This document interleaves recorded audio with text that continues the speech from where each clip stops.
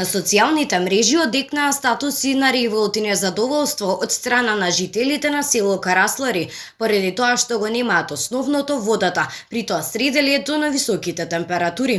Како што известуваат жителите за нашата телевизија, повеќемина од нив се обратиле до надлежните институции, но повратен одговор добиле само од ЈКП Дервен.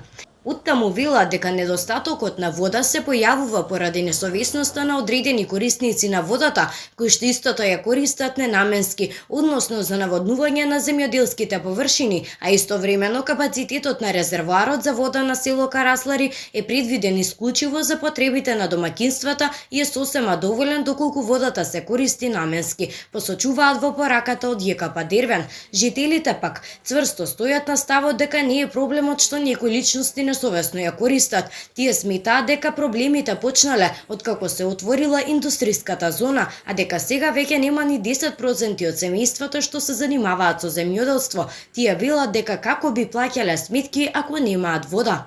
На ова денеска на пресконференцијата реагираше и првиот човек на општина Велес, градоначалникот Аце Коцевски, кој што ја информираше јавноста дека има проблеми со водоснабдувањето на високите зони во село Караслари. Бевме известени дека во изминатиот период се констатирани некоректни однесувања на поединци од населените места Караслари и Горно Оризари со користењето на водата. Според закон приоритет е прво водоснабдување на населението, па потоа наред се животните и на крај доаѓа полевање на земјоделски и други површини.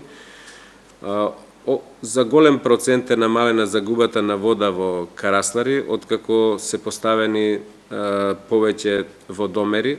Меѓутоа, Коцевски нагласи дека се уште има 20 до 30 семејства на кои што не им се поставени водомери заради тоа што ЈКП Дервен не може да ги набави.